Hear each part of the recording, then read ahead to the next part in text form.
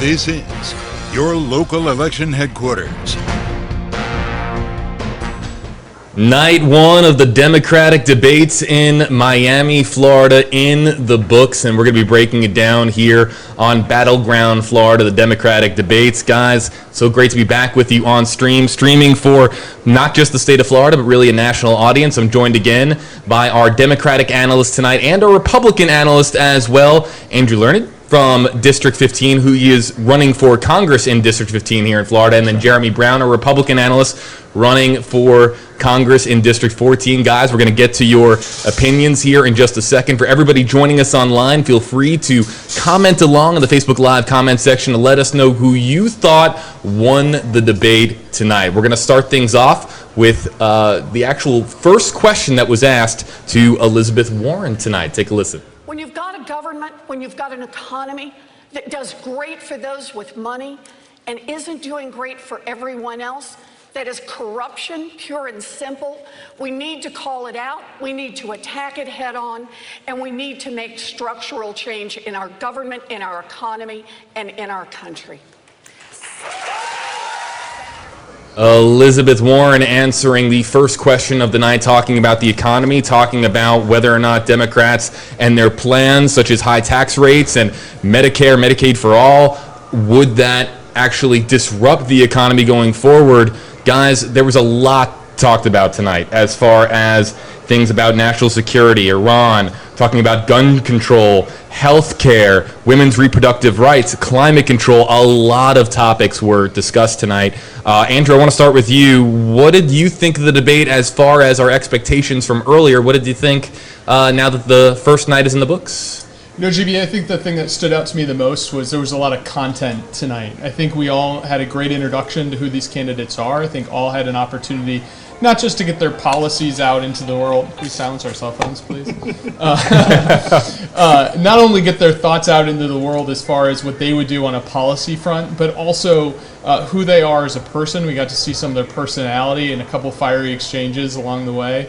But I think the big news came not just from what they would do for the country, but also the stark contrast that they're trying to portray against the Trump administration. There was a lot of plans put forth tonight to a lot of issues that the Trump administration doesn't have a plan for. And after 4 years of being in office, continue to both neglect the issue, not talk about it, punt it down the road, and you have a lot of plans from a lot of Democrats. Yes, there was division as far as the way we would solve all these things, but I think the one thing that came across clear and simple to me, and I think Democrats across the country, was that Democrats as a group have a plan for all of the ails as far as whether it's the economy or healthcare, immigration, choice, you name it.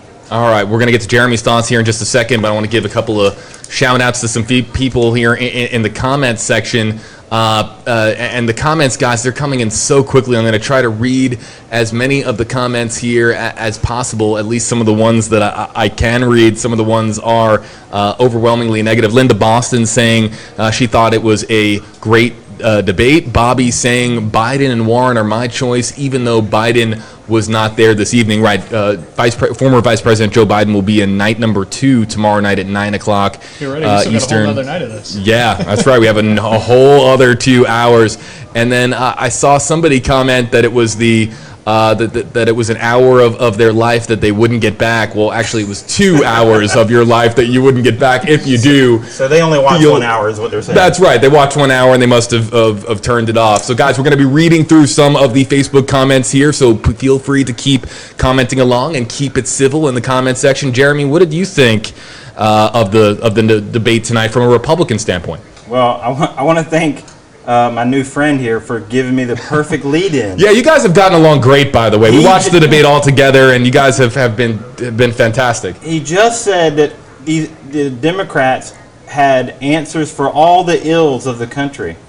Well, unfortunately, the U.S. Constitution doesn't give them jurisdiction over all the ills of the country. In fact, our founding fathers would be rolling over in their grave if they saw the extent that the federal government has weaved their way into our lives. And governors and mayors of the United States should be furious because they've usurped the 10th Amendment and basically taken control from those governors and those mayors who are actually supposed to solve these problems and they've taken it at the federal level.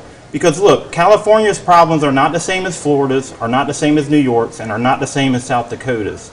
And when these national politicians think that there's a one-size-fits-all solution to all these problems, they're absolutely wrong. And that's why our founders, in their wisdom, gave us a constitutional republic based on a federalist system that says these are the roles of the federal government.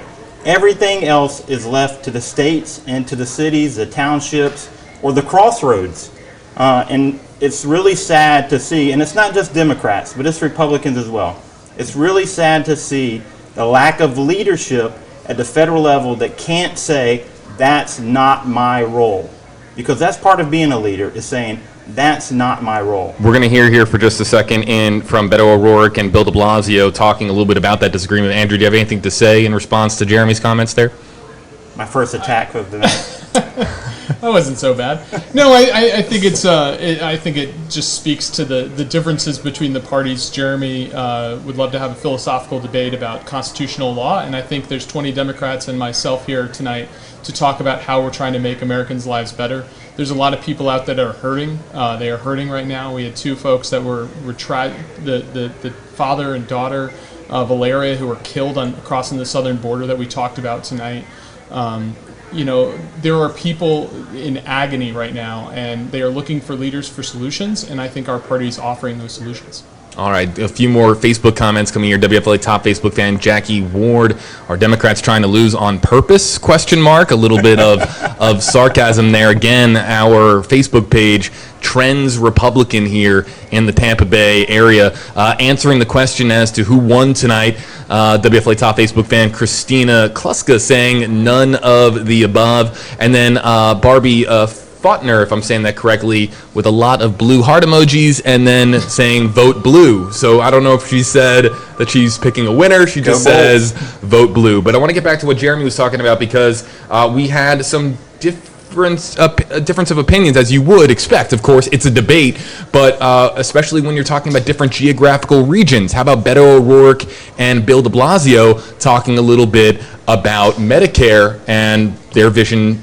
Just take a listen, everybody. Insurance is not working for tens of millions of Americans. When you talk about the copays, the deductibles, the premiums, the out-of-pocket expenses, it's not working. That's right. Can you defend for a those system for that's whom it is not working, they can choose Medicare. For the culinary workers in Nevada who I listened to, who negotiated for those plans, they're able to keep them. Why are you defending private insurance? Say they like their private health insurance, by the way. It should be noted that 100 million Americans. I mean, I think we should be the party that keeps what's working and fixes what's broken.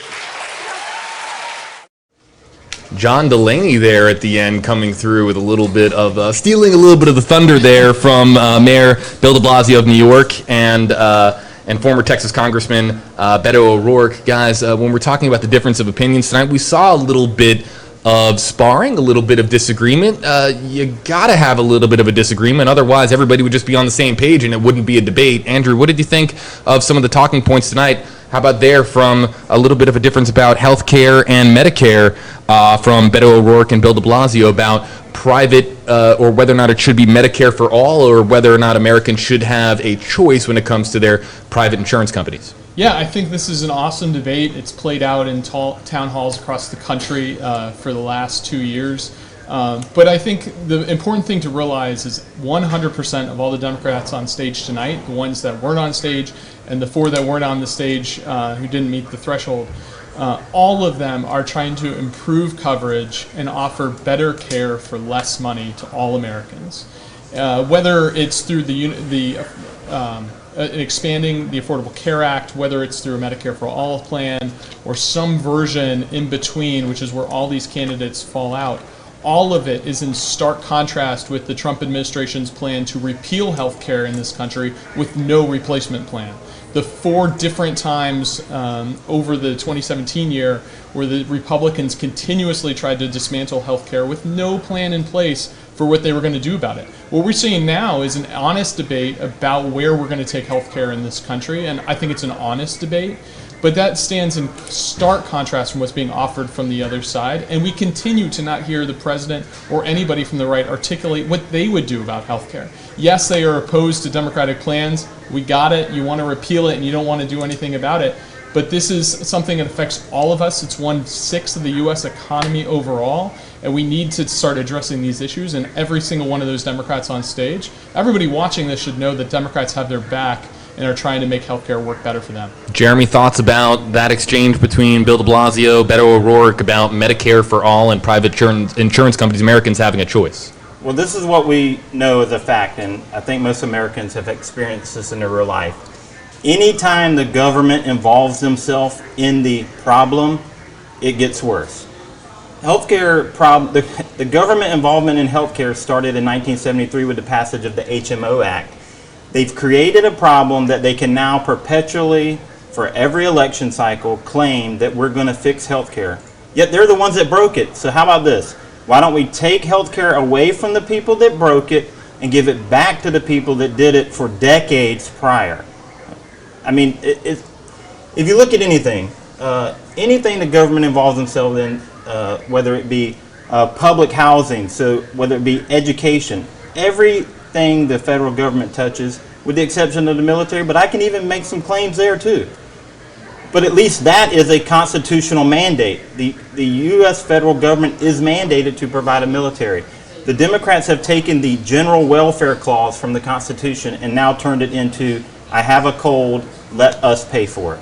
And I don't think it's right. And I think most Americans, after the last, after the Affordable Care Act, which we like to name bills the exact opposite of what they end up doing, I think that experience with the Affordable Care Act now has, opened the eyes of many Americans. And I think they probably harken back to when they were children and house calls and just going to their local doctor, every few months. They probably long for those days. Andrew, I'm going to give you a chance to respond here. I want to remember that we're going to keep it focused on the candidates tonight. And remember, the Democrats, of course, they are going up against President Donald Trump, or they're vying for the chance to challenge President Trump in 2020. And we heard from President Trump within the first half hour of the debate tonight. Let's see if I hit this button and that button, and then boom, there it is. President Trump's tweet from 6:35 p.m. I'm not sure which time zone that is, but 28,000 retweets, 105,000 likes. One word, boring!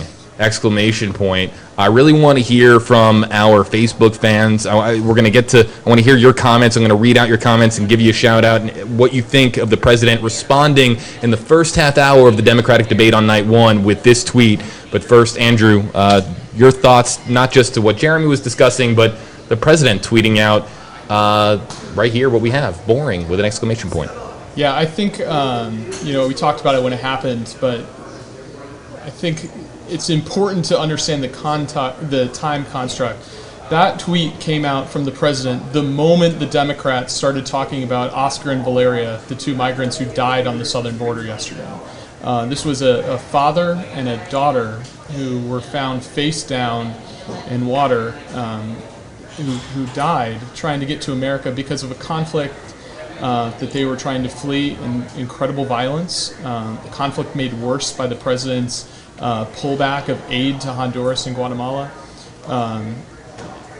They were turned away from their port of entry in the United States when they sought asylum here. We turned them away and they died days later trying to cross the river.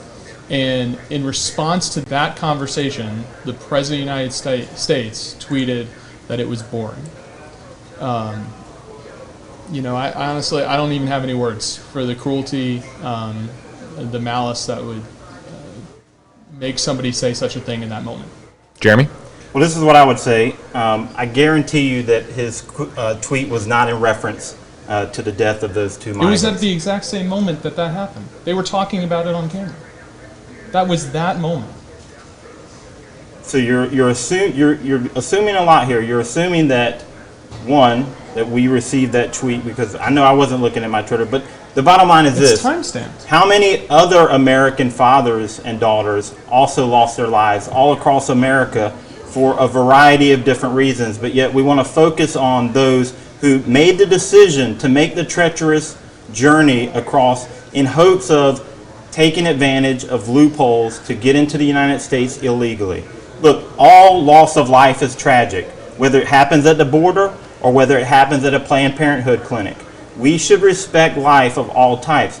But a problem that is created, we can't then later go back and say, oh, well, it's tragic that someone that is trying to take advantage of a situation that was created out of politics is now the fault of the president. I believe the reference to boring was about the entire debate, and I happen to agree. I would have said typical would have been my word that I chose, but that's just me. So it's interesting because the tweet could be interpreted as being sent out at that exact moment, at a moment when a highly sensitive issue was being discussed, something that is in the national media right now in reference to that photo, or was he referencing the first half an hour of the debate total? I think it'll be interesting to hear from the president going forward. It'll be interesting to hear what he was referring to as boring, if he meant the entire thing, or was it that particular point of conversation. But again, back to let's talk a little bit about what you guys thought of the conversation tonight and what you guys thought of the winners and losers. Was there anybody that stood out to you, Andrew, in particular, doing a particularly good job or a bad job? If you are a Democratic voter and this is half of the pool of potential candidates that could be going up to challenge President Trump in 2020, was there anybody that stood out to you tonight? Yeah, I think the whole field did pretty well. I think Tulsi Gabbard, in particular, came across very presidential, very reasoned in a lot of her responses. I also think Amy Klobuchar had a couple really great zingers, I guess, to throw in there. The one that she said where immigrants do not diminish America, they are America, I thought really spoke to the whole issue at hand.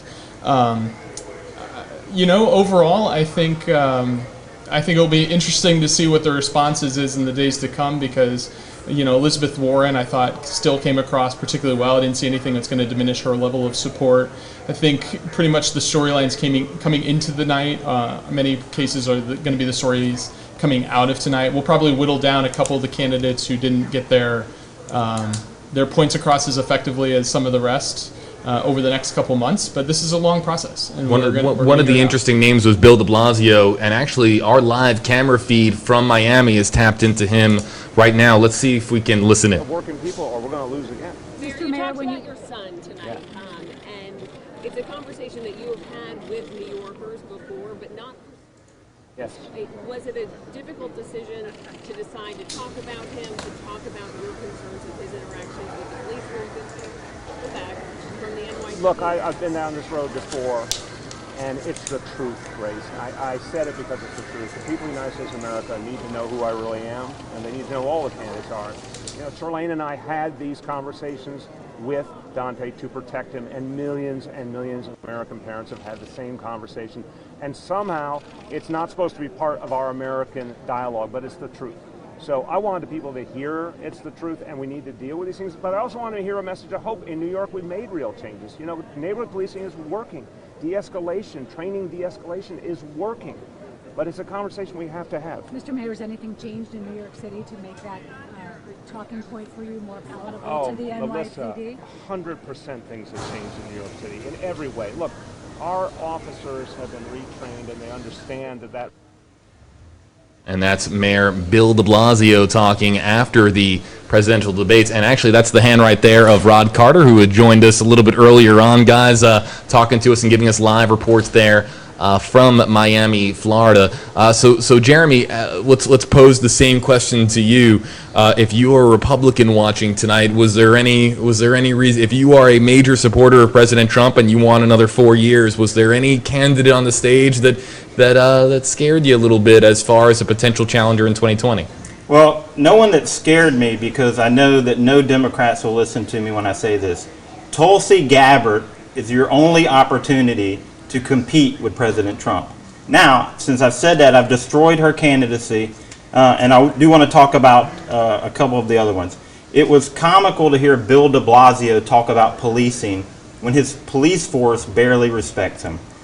Cory Booker couldn't make a comment without pointing out how bad the area that he helps to govern is. And Elizabeth Warren talking about taking on giants. Miss Warren, how long have you been in the Senate? The reality is that they had an opportunity to try to moderate themselves, try to adapt and overcome and get into the new era of politics, but instead they went back to the old Democrat playbook. They couldn't help going left with every comment. And as the debate progressed and progressed, they got more and more kind of inward facing. Everyone likes to talk about the circular fire squad, but it's really it's like a pack animals fighting over, the fresh meat. They couldn't resist biting at each other, cutting each other off. And frankly, people can see through that. We have access to the information now at the palm of our hands. We can do our own fact checks. We no longer have to rely on everybody else to tell us what we should think. And when they make comments like that, I think it really costs them a lot. Tulsi Gabbard, on the other hand, she came across very calm, very matter-of-factly. Again, I hate the term, but she did come across presidential. And I think she, if she were to win the nomination, she would be someone that could bring in independents, moderates, not particularly me, because I do still disagree with a lot of her policy stances, but I would definitely not roll my eyes as much at her during the debate. Well, if you go back 4 years, Jeremy, and if you're talking about people cutting each other off, didn't President Trump 4 years ago, wasn't he the captain of interjecting and making sure that his point was heard and doing things like making fun of Marco Rubio's small hands and Yeah, no, I'm not justifying anybody's type of behavior, but what I'm saying is that they had an opportunity to not do the keep going left. We talked about this before the debate.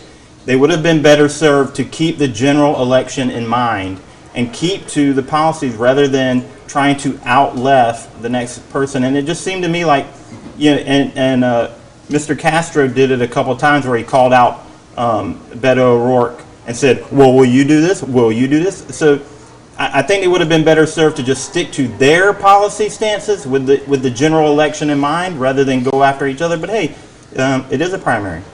Yeah. All right. So we're going to get to a couple more of the comments here.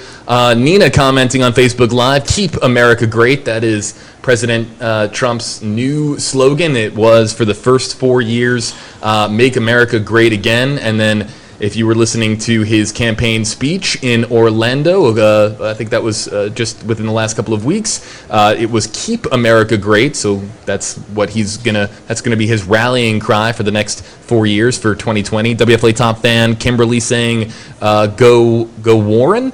WFLA top fan Evelyn Sanchez really liked Castro and Booker tonight. And then, now we're seeing a lot of KAGs, like Nina Moore saying KAG. Again, that's "Keep America Great." Jason Graham saying "Build the Wall." And then WFLA top fan Jim really liked Castro tonight. So a lot of people talking a little bit about the candidates that they liked. Andrew, were there any candidates? Eventually, this pool of 20-plus candidates has to start to shrink.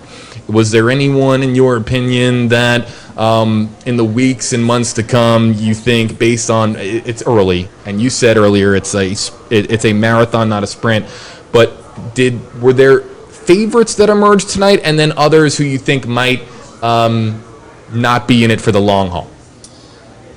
Yeah, I think, well, first of all, there's a number that didn't make the debate stage in the first place. And I think in a world where these guys are getting 2 hours of basically free media tonight, the follow-on press stories over the next couple of days, I think you'll see a separation there that would certainly be inevitable. And then as we approach each debate, the standards to be on the next debate stage continue to go up. I think it's the number of individual donors about doubles, polling numbers double. So they really do need their moments to break through. And I do think there was a couple candidates who, tried their best to get those breakout moments in there, but you have to whittle it down, and I think that'll happen over the next couple weeks. I do think, to some of the viewers' points, Castro did have a good night. Cory Booker did have a pretty good night overall. I don't think you'll see a lot of change at the top of the tiers.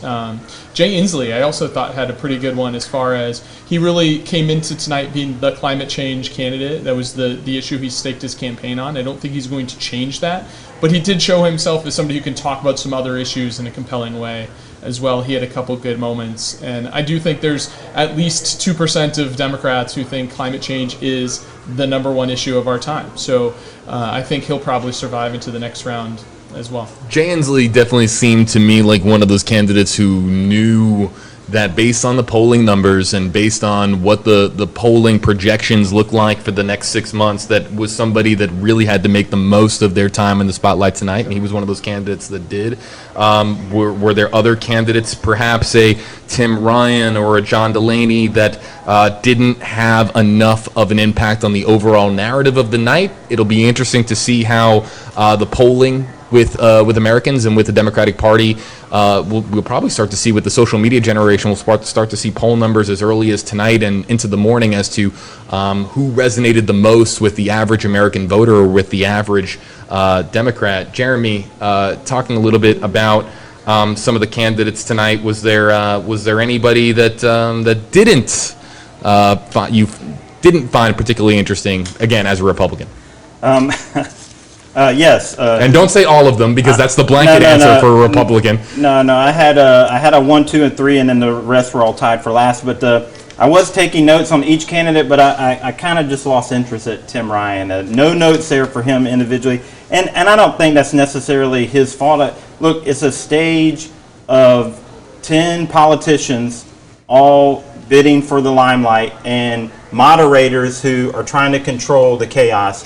And I think Tim didn't get a whole lot of attention, and maybe that was the way things were driven. We talked about this in the conference room. I think Tulsi Gabbard didn't get as much attention because she is a more disciplined person and therefore didn't feel the need to do a lot of the butting in that maybe the people, and that, you know, you can never fault a soldier for being disciplined. However, when you've got 10 people on the stage all fighting for that limelight, it's definitely hard. So I think it's just going to be tough. They're going to have to get out there on their own and survive the whittling down period until it becomes a much more manageable field and they can actually get some good face time.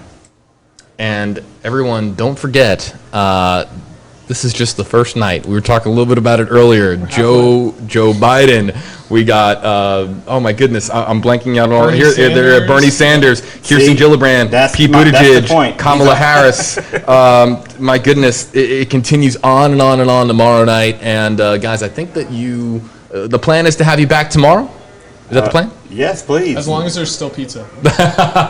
Okay, so we're going to do this debate style really quickly. Everybody, if you missed the beginning of this stream, the two gentlemen here are Florida politicians. They are running for Congress here. Andrew is running in District 15 as a Democrat. Jeremy running in District 14 as a Republican. Guys, I'm going to give you 30 seconds each just to talk a little bit about what you stand for and why Florida voters should pay attention to you if they are watching from your district tonight. Andrew, let's start with you.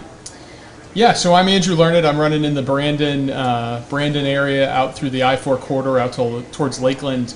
I'm running for Congress. Got involved in the fight when I was the lead surface planner for the war in Yemen. Trump ordered a mission and tragically got an American killed. And that was the night I decided I was going to come home and do something about it. I think the Twitter habits, as we saw tonight with his comment about the Oscar and Valeria who were killed on the southern border, speak volumes to the character, and that's the character that got me energized and trying to take the fight to Brandon and try to be part of a new generation of leadership that can go to Washington and get things done for a change. All right. Thank you, Andrew. Jeremy? Well, JB, I just want to thank you and the WFLA team for having us here, this opportunity to get the competitors going up against two incumbents who we all know win 95% of the time. Giving us just a little bit of extra face time. There's two things that got me involved in this race. The first was our politicians have lost sight of what their jurisdiction and their mandate and their responsibility is, and that's the U.S. Constitution at the federal level. The second thing was As a 20-year Special Operations veteran, 17 years in Special Forces, where our bread and butter mission is unconventional warfare, where we're trained to lead insurgencies and fight counterinsurgencies, I saw happening in my country what I've seen happening in countries all over the world. And that is a cold, soft coup.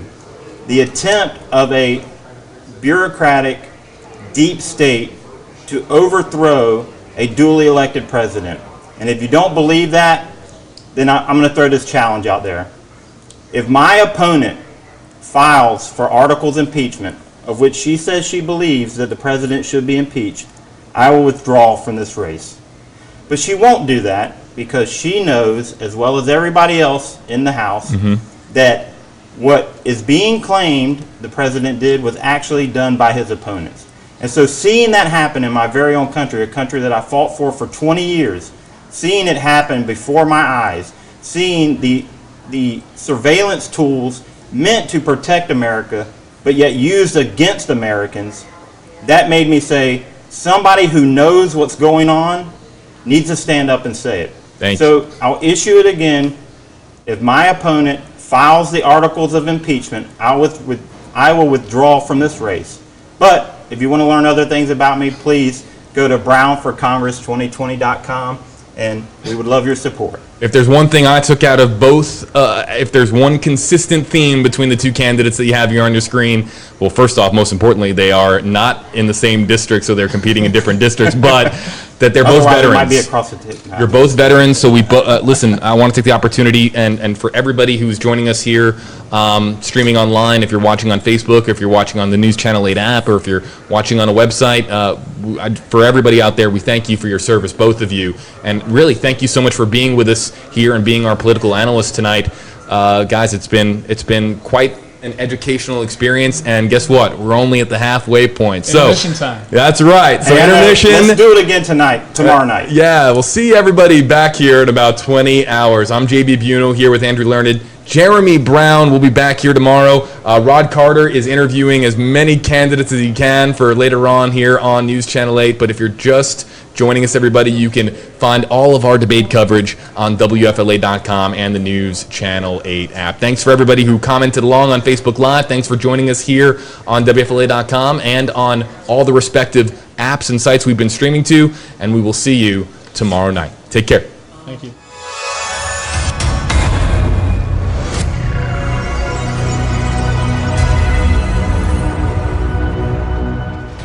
Thank you for watching your local election headquarters.